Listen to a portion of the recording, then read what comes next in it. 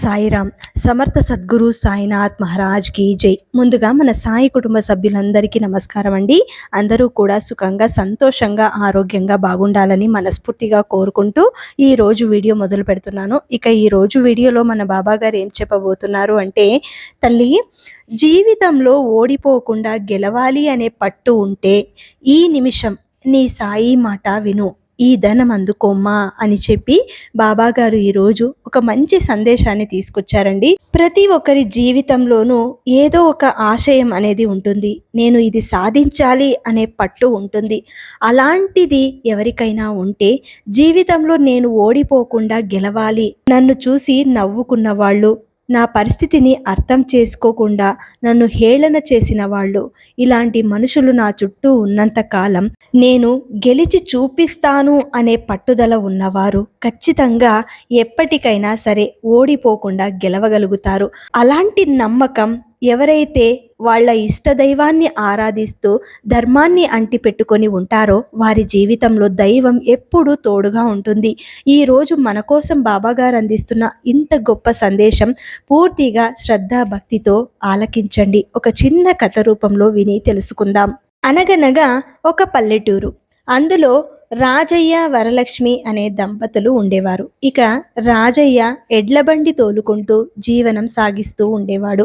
అతని భార్య వరలక్ష్మి కూడా చాలా అనుకువగా ఉంటూ ఉన్నంతలో చాలా సంతోషంగా సంసారాన్ని నడిపేది. ఇదిలా ఉండగా ఒకరోజు రాజయ్య తన భార్యతో ఇలా అంటాడు, ఇదిగో లక్ష్మి, నేను ఊర్లోకి వెళుతున్నాను, నాకు ఒకసారి ఎదురురా, ఏదైనా మంచి బేరం దొరుకుతుందేమో చూద్దాం. అలాగేనండి, ఎక్కువ దూరం వెళ్ళకండి, సాయంత్రం త్వరగా వచ్చేయండి, వెళ్ళే వరకే మన చేతుల్లో ఉంటుంది లక్ష్మి, ఆ తర్వాత వచ్చే కిరాయిని బట్టి నేను వెళ్ళే దూరం ఉంటుంది, సరేలే త్వరగా వచ్చేస్తాను. అలా భార్య ఎదురు రావడంతో ఊర్లోకి బయలుదేరుతాడు రాజయ్య. పగలంతా కిరాయిలు ఒప్పుకొని చీకటి పడగానే ఇంటికి బయలుదేరదామని వెళతాడు రాజయ్య. ఇంతలో అక్కడికి ఒక వ్యక్తి వస్తాడు. ఏమయ్యా, బండి కడతావా? ఎక్కడికి వెళ్ళాలో చెప్పండి అయ్యా, ఈ ఊరు అవతల ఒక పాడుబడిన సత్రం ఒకటి ఉంది కదా, అక్కడికి వెళ్ళాలి. ఏంటి బాబు, ఇంత చీకటి పడిన తర్వాత ఊరికి 6 మైళ్ళ దూరంలో ఉన్న ఆ పాడుబడిన సత్రంకు వెళ్ళాలా? అవునవును, కొంచెం తొందరగా వెళ్ళాలి, పద, తొందరగా కావాలంటే కిరాయి కూడా ఎక్కువగా ఇస్తానులే, తెల్లారే సరికల్లా వచ్చేద్దాం. నేను ఇంటికి వెళ్ళిపోతున్నాను బాబు, కానీ మీరు అత్యవసరం అంటున్నారు కాబట్టి మీరు కిరాయి 2 ఎక్కువగా ఇస్తే వస్తానండి. అలాగే ఇస్తాను లేవయ్యా, పద తొందరగా, తెల్లవారేలోపు వచ్చేద్దాం. సరే ఎక్కండయ్యా. ఆ మనిషి తనతో పాటు తెచ్చిన ఒక మూత కట్టిన బిందెను, ఒక పలుగు పారలను బండిలో పెడతాడు. దాంతో రాజయ్యకు అనుమానం వస్తుంది. ఇతను ఆ పాడుబడిన సత్రంలో ఏదో తవ్వడానికి వస్తున్నట్టుగా ఊహిస్తాడు. కానీ మనకెందుకులే అనుకొని మౌనంగా ఉండిపోతాడు. ఇక ఆ పాడుబడిన సత్రానికి చేరేసరికి బాగా చీకటి పడిపోతుంది. అయ్యా, వచ్చేశాము, ఇక దిగండి. ఆ వ్యక్తి ఆ బండిలో తెచ్చిన బిందె దిగేటప్పుడు కింద పడి పెద్ద చప్పుడవుతుంది. అందులో నుండి కొన్ని చిల్ల పెంకులు కొన్ని బయటపడతాయి. అంతే. రాజయ్య ఒక్కసారిగా ఆశ్చర్యం చెంది ఇలా అంటాడు, ఇంత రాత్రివేళ ఈ చిల్ల పెంకులు తెచ్చారెందుకయ్యా? అంతా చెబుతాను, నాకు మీ సహాయం కావాలి. సహాయం నేనేం చేయను? నా పేరు కనకయ్య, మాది పక్కనే గ్రామం. మా తాత సముద్ర వర్తకం చేసి చాలా డబ్బులు సంపాదించాడు. అవునా అంటూ మరింత ఉత్సాహంగా కనకయ్య చెప్పేది వినసాగాడు రాజయ్య. అయితే మా తాతగారు ఒకసారి బోలెడు డబ్బుతో తిరిగి వస్తూ ఉండగా అర్ధరాత్రి అయ్యేసరికి ఈ సత్రంలోనే బస చేశారు. ఆ రాత్రి ఈ సత్రం మీదకు బందిపోటులు దోపిడీ చేశారు. వాళ్ళు అడ్డం వచ్చిన వారందరినీ చంపి దొరికిందంతా దోచుకుని వెళ్ళిపోయారు. అయితే మరి మీ తాతయ్యకు ఏమైంది అని అడుగుతాడు రాజయ్య. ఆ దాడిలో తీవ్ర గాయాలు అయిన మా తాత ఏదో విధంగా అక్కడి నుండి తప్పించుకుని ఇంటికి వచ్చి ఆ తర్వాత మంచాన పడి కొన్ని రోజులకే మరణించాడు. మరి మీకు ఈ విషయం ఎవరు చెప్పారండి అని అడుగుతాడు ఆసక్తిగా రాజయ్య. మా నాన్నగారు చెప్పారు. ఆ దాడిలో మా తాతగారు సంపాదించిన డబ్బంతా పోవడంతో మళ్ళీ చిల్లర వ్యాపారం మొదలుపెట్టి మా నాన్నగారు ఎలాగో అలాగా నన్ను పెంచి పెద్దవాణ్ణి చేసి తను కూడా పేదరికంలోనే కాలం చేశారు. అయ్యో, మీరు చెప్పేది వింటుంటే నాకు చాలా జాలి వేస్తుందండి. కానీ మీరు ఇప్పుడు ఇక్కడికి ఎందుకు వచ్చారండి? చెప్పలేదేంటి? హా హా అదే చెబుతున్నాను.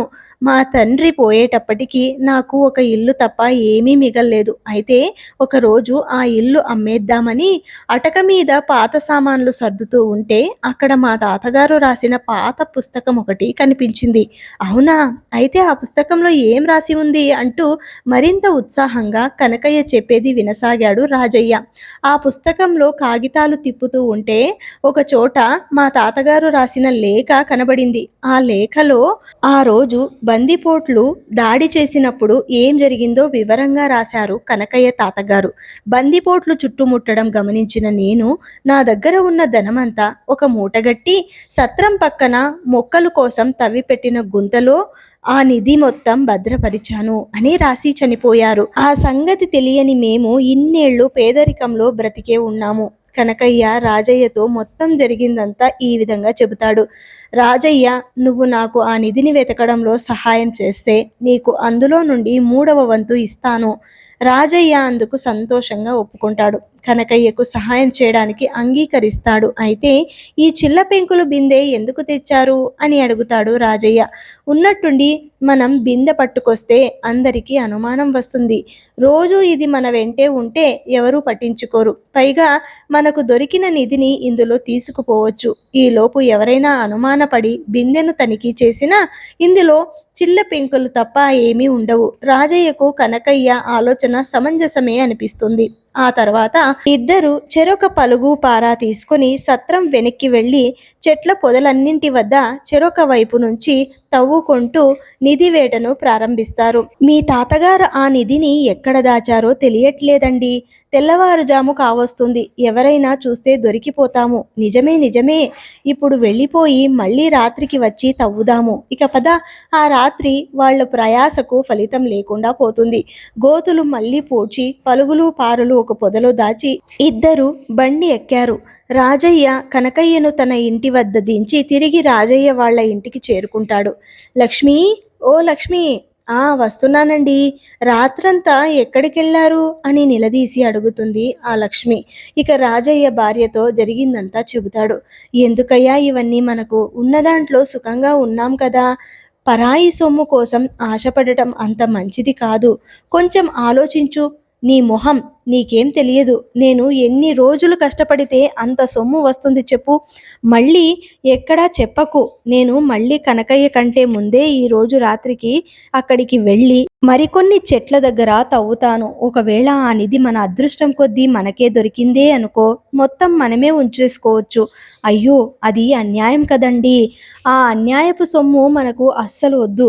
అలా రాజయ్య భార్య మాట వినిపించుకోకుండా కనకయ్యకు తెలియకుండా సాయంత్రం వేళ ఆ పాడుబడిన సత్రం దగ్గరకు వెళ్ళి కొన్ని చెట్ల మొదళ్ళు దగ్గర తవ్వి ఏమీ దొరకక చివరికి ఆ గోతులను మళ్ళీ కప్పిపుచ్చి ఇంటికి చేరుకుంటాడు.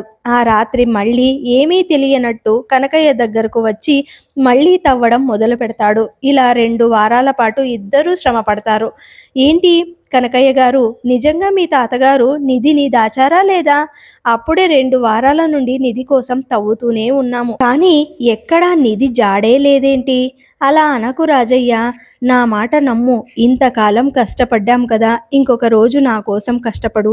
అయితే రాజయ్య నిద్రాహారాలు మాని తాను జట్కా బేరాలను కూడా వదులుకొని పగలు రాత్రి కూడా పిచ్చి పట్టిన వాడిలా అదే పనిగా శ్రమపడి చివరికి ఆరోగ్యం కూడా పాడు చేసుకుంటాడు. ఇక మర్నాడు ఉదయం అతనికి జ్వరం రావడంతో ఈ రాత్రికి నేను బండి కట్టలేను అని పొరిగింటి చంద్రం ద్వారా కనకయ్యకు కబురు పంపుతాడు. రాజయ్య ఇంటికి తిరిగి వచ్చిన చంద్రం, రాజయ్య ఈరోజు ఉదయమే ఆ కనకయ్య కుటుంబంతో సహా ఇల్లు ఖాళీ చేసి పట్నం వెళ్ళిపోయాడంట అని చెబుతాడు. ఆ మాట వినగానే రాజయ్య గుండె బగ్గుమంటుంది. ఏంటి, నాకంటే ముందే ఆ కనకయ్యకు నిధి దొరికి చెప్పకుండా మాయమయ్యాడన్నమాట. అయితే నిన్న రాత్రి తిరిగి వచ్చేటప్పుడు అతని దగ్గర ఉన్న బిందెలో చిల్లి పెంకలకు బదులు నిధి ఉందా? కనకయ్య నాకు ఎంత మోసం చేశాడు అని మనసులో అనుకుంటూ తాను కనకయ్యను మోసం చేద్దామనుకున్న సంగతి కూడా మరిచిపోయి ఆ కనకయ్య ఎక్కడికి వెళ్ళాడో తెలుసుకుందామని కేకలు పెడుతూ అంత జ్వరంలోనే రాజయ్య కనకయ్య ఇంటికి పరిగెత్తుతాడు. ఇది గమనించిన రాజయ్య భార్య వరలక్ష్మి, ఏమయ్యా, ఎక్కడికి వెళుతున్నావు? ఆగాగు, నేను కూడా వస్తాను నీతో అని రాజయ్యను అనుసరిస్తుంది. కానీ అప్పటికే కనకయ్య ఇల్లు తాళం పెట్టి ఉంటుంది. పక్కింటి అరుగు మీద కూర్చుని ఉన్న ఒక ముసలాడిని చూసి రాజయ్య ఇలా అడుగుతాడు, తాత, ఇంట్లో ఉంటున్న కనకయ్య ఎక్కడికి వెళ్ళాడు? ఓ, అతనా? అతనికి పిచ్చి బాగా ముదిరిపోయింది. వైద్యం కోసం అతన్ని పట్నానికి తీసుకెళ్లారు అని ఆ ముసలివాడు చెప్పగానే ఆ మాటలకు రాజయ్య నిర్ఘాంతపోతాడు. ఏంటి, కనకయ్యకు పిచ్చి పట్టిందా? అవునయ్యా, వాళ్ళ తాత నిధి దాచాడు అంటూ ఇల్లంతా తవ్వేశాడు. ఇంకా అదే పిచ్చితో వ్యాపారం కూడా మానేశాడు. చివరికి ఒక బిందె దొరికిందిలే, అందులో చిల్లి పెంకులు తప్ప ఏమీ లేవు. రాను రాను పిచ్చి మరీ ముదిరిపోయింది. దాంతో అతని భార్య తనని పట్నం తీసుకెళ్ళింది చికిత్స చేయించుకోవడానికి. ఆ ముసలివాడి మాటలతో రాజయ్యకు తాను చేస్తున్న తప్పేంటో అర్థమవుతుంది. ఆ పిచ్చివాడిని నమ్మి తాను కూడా గోతులో తవ్వానని, ఆ కనకయ్యకు పట్టిన పిచ్చి నాకు పట్టిందని ఎంతో సుఖంగా ఎడ్లబండితో వచ్చిన ఆదాయంతో బ్రతుకుతున్న తాను అత్యాశకు పోయి చివరికి ప్రాణం మీదకు తెచ్చుకున్నానని, ఈ డబ్బు ఎంతటి వాడినైనా పిచ్చివాడిని చేస్తుంది అని తెలుసుకుంటాడు. ఇక రాజయ్య మనసు తేలికపడి అక్కడి నుండి తిన్నగా ఇంటికి చేరుకుంటాడు. అంతవరకు ఒక స్తంభం చాటున ఉండి ఇదంతా గమనిస్తున్న వరలక్ష్మి రాజయ్య కంట పడకుండా ఆ ముసలివాడి దగ్గరికి వచ్చి, క్షమించు తాత, మీ చేత అబద్ధం చెప్పించాను. అవును, కనకయ్యకు నిధి దొరికి అప్పులు తీర్చి పట్నం వెళ్ళిపోయాడు కదా, అతనికి పిచ్చి పట్టింది అని ఎందుకు చెప్పమన్నావు తల్లి? వరలక్ష్మి అప్పటి వరకు జరిగిందంతా ఆ తాతకు చెప్పి, అలా చెప్పకపోతే నా భర్తకు నిజంగానే పిచ్చి పట్టుకునేది. ఈ నిధి గురించి తెలియనప్పుడు తాను సంపాదించిన దానితో మేము చాలా సుఖంగా ప్రశాంతంగా బ్రతుకుతూ ఉండేవాళ్ళం తాత. కానీ ఆ నిధి దాహం పుట్టినప్పటి నుండి మాకు ఇంట్లో సుఖం సంతోషం లేకుండా పోయింది. అందుకే నా భర్తను కాపాడుకోవడం కోసం మీ చేత అబద్ధం చెప్పించాను తాత అని చెప్పి మరో దారిన వేగంగా ఇంటికి బయలుదేరి వెళ్ళిపోతుంది వరలక్ష్మి. ఇంటి దగ్గర రాజయ్య భార్య కోసం ఎదురు చూస్తూ ఉంటాడు. వరలక్ష్మి, నన్ను క్షమించే, నువ్వు ఎంత చెప్పినా వినకుండా డబ్బు దాహంతో అత్యాశకు పోయి నేను నిర్లక్ష్యం చేశాను. ఇక నుండి నేను పరుల సొమ్ము కోసం ఆశపడను. మనకు వచ్చిన దానితో సుఖంగా సంతోషంగా బ్రతుకుదాం. చూడండయ్యా, కష్టపడి సంపాదించిన సొమ్ము కొంచెమైనా సరే అది మనకు ఎక్కువ సంతోషాన్ని తెచ్చిపెడుతుంది. కానీ అన్యాయంగా సంపాదించిన డబ్బు ఎంతైనా అది ఎన్నడూ మనల్ని ప్రశాంతంగా బ్రతకనివ్వదు. సరేలే, ఇప్పటికైనా నన్ను అర్థం చేసుకున్నావు. నాకు అదే 10,000 అయ్యా. ఇక ఆ రోజు నుండి రాజయ్య దంపతులు తన ఎడ్లబండి మీద వచ్చే ఆదాయంతో ఇంతకు ముందులాగే చాలా ప్రశాంతంగా సంతోషంగా ఇద్దరూ కలిసి జీవితాన్ని గడుపుతారు. ఇక కనకయ్య ఏమో రాజయ్యను మోసం చేసి తన తాతలు సంపాదించిన ఆస్తిని దక్కించుకొని ఆ డబ్బుతో ఉన్న అప్పులన్నీ ఆ ఊర్లో తీర్చి పట్నం వెళ్ళిపోతాడు. ఇక పట్నం వెళ్ళాక కూడా తనకున్న చెడు అలవాట్లతో ఆ ఆస్తి మొత్తం, ఆ డబ్బు మొత్తం పోగొట్టుకుంటాడు. ఈ విధంగా ఎవరికైనా మోసం చేసి అన్యాయంగా సంపాదించిన ఆ డబ్బు నిలవదు. అదేవిధంగా ఎవరికైనా మాట ఇస్తే ఆ మాటను దాటి ఒకరికి మోసం చేసి నువ్వు బ్రతికినా కూడా అది ఎక్కువ కాలం నిలవదు.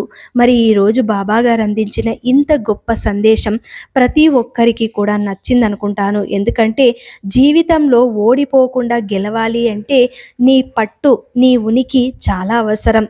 నువ్వు గెలవాలి అన్నది నీ మనసులో స్థిరముద్ర వేసుకోవాలి. అప్పుడే నువ్వు గెలవగలుగుతావు. నువ్వు ఏదైతే సాధించాలి అని మనస్ఫూర్తిగా కోరుకుంటున్నావో దాని మీద శ్రద్ధ భక్తులతో దానినే లక్ష్యంగా పెట్టుకొని సాధించడానికి ప్రయత్నం చేయాలి. అంతేకాని నా చేత ఏమీ కాదు అని నువ్వు ఊరికే కూర్చుంటే ఎప్పటికీ అలాగే ఉండిపోతావు. ఇతరుల సొమ్ముని నువ్వు ఆశించినా కూడా అది నిల్వదు, శాశ్వతం కూడా కాదు. నీ కష్టమే నీకు బలాన్ని ఇస్తుంది, ధైర్యాన్ని ఇస్తుంది, నీ కుటుంబాన్ని నడిపిస్తుంది. నువ్వు ఏ విధంగా బ్రతకాలి అని నిర్ణయించుకుంటావో దానికి అనుగుణంగానే నీ జీవితం అనేది ఆధారపడి ఉంటుంది. అన్నీ నీ చేతుల్లోనే ఉంటాయి అని బాబాగారు ఈరోజు ఒక మంచి సందేశాన్ని ఇచ్చారండి. ఈ సందేశంలో చాలా గొప్ప ఆంతర్యం ఉంది. దీనిని ఎవరైతే అర్థం చేసుకుంటారో ఖచ్చితంగా వారి జీవితం మారుతుంది.